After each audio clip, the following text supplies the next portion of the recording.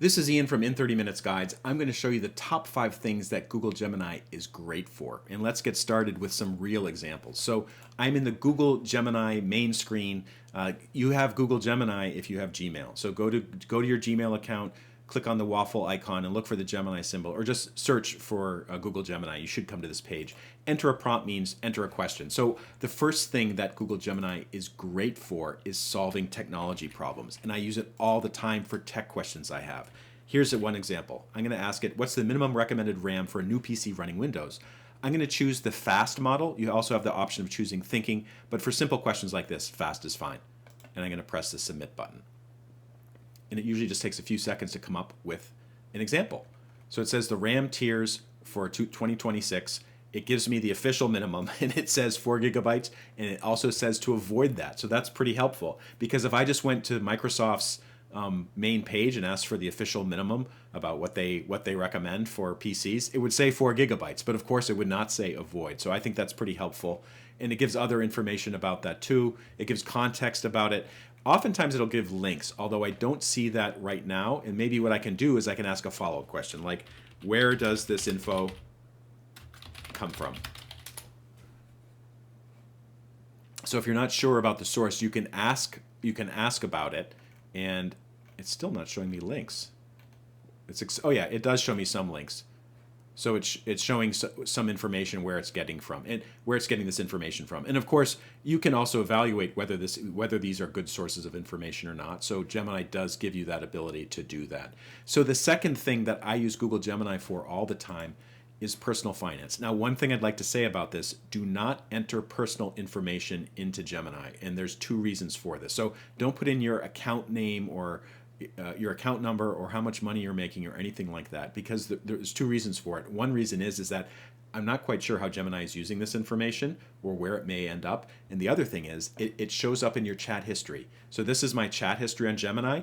And currently, as of early 2026, there's no way to erase chat history. Like, there's an option here, I can rename this or pin this particular search about Nestle's CEO, but I can't erase that particular chat. And if you had a chat with your personal information in there, like an account number for your bank or something, and you put that into a Gemini chat, somebody else could look at that potentially, which would be bad. So I'm going to ask it a question about personal finance, which is great for understanding concepts or getting information about like a stock quote. So I'm just going to ask it a conceptual question about personal finance. Can you explain the FIRE concept in 200 words? So I'm using the fast model, Google Gemini 3, and it will basically say what it stands for: financial independence, retire early, and then it gives some basic rules about this, and it's less than 200 words, which is great. I can also ask a question like, what is the stock price and PE ratio for, let's say, for Apple, okay? And it will spit out the latest information that it has access to. So this is a pretty good tool for finding this information. And then also, oftentimes it'll show you the sources of the information, and I recommend checking those just to make sure that it's correct. The third thing that I use Google Gemini for all the time is public transportation, checking train schedules, checking costs for how much something costs if I want to get like a train ticket from here to New York City.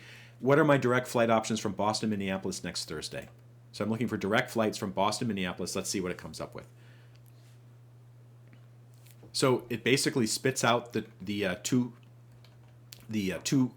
companies that are offer direct flights, shows me the times, and that's great, because if I wanted to do this otherwise, yes, I could use a tool like Google Flights or Hipmunk or TripAdvisor or something like that, but I have to dig around to find the information. I just love being able to just ask a basic question and get a quick answer. And you can ask follow-up questions too. Like I could say, how much does the 5:45 a.m. flight typically cost economy? 5:45 a.m. flight costs basic economy. Let's see if it comes up with anything.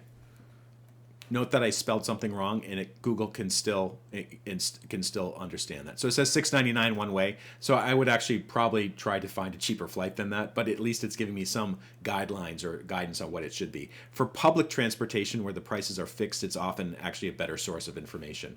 All right, so we're going to, let's see here. We've already done 4 different things that I love Google Gemini for. Actually, three things. The other thing I wanted to talk about, Gemini as a language teacher. So this is something I discovered because I was very frustrated with Duolingo for learning Chinese. And Duolingo, as many people know, it's very rigid. Like it has a certain path you have to follow to study something, and the path you can't get off of the path. Like if the Chinese instruction wants you to do a handwriting test, like you have no option to avoid that. Google Gemini is much more flexible. First of all, it has a very good diagnostic tool. So I asked it, can you give me a diagnostic quiz in Mandarin Chinese using traditional characters? So in Duolingo, you can't use traditional characters. It has to be simplified Chinese characters. So I could press open, and it gave me a little test, and I was able to go through the different questions, and I answered them correctly. The other thing I like about the language test is you can customize it in many ways. Like at one point, it was basically telling me what it was going to teach me, then telling me the characters that I needed to use, and yeah, it said characters I might need, and that's fine that it's suggesting that, but actually I don't want to see the characters I'm supposed to use. That won't test my memory. So I asked it, okay, but please stop giving me so many hints unless I ask for it. And it said, understood, no more unsolicited hints. And it followed that advice.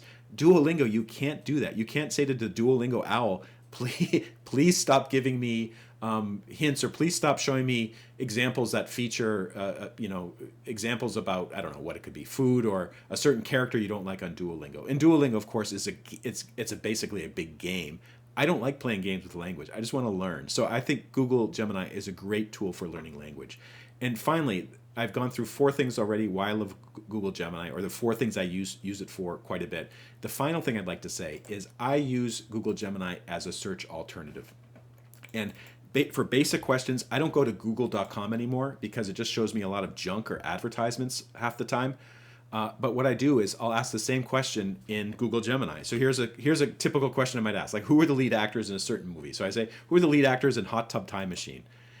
And it will just give me the answers pretty straight away. If I'm suspicious that maybe it's not quite right or it's leaving something out, I can ask it a follow-up question. It shows me the link for it. So it actually got this information from Hot Tub Time Machine. And then it shows me the people who are playing in that in that ridiculous movie. So these are the 5 things that I really like about Google Gemini. I use it for these purposes all the time, and I'm actually looking forward to learning more potential uses for Google Gemini. And actually, if you have any suggestions for things I should try out using Google Gemini, I would love to see them. Just enter a comment below. And also in the show notes and the description for this particular episode, you will see links to other resources which might help you with Gemini or other AI tools. This is Ian Lamont, founder of In 30 Minutes Guides. Hope you liked this video. Please be sure to sign up and follow me, and I shall see you next time.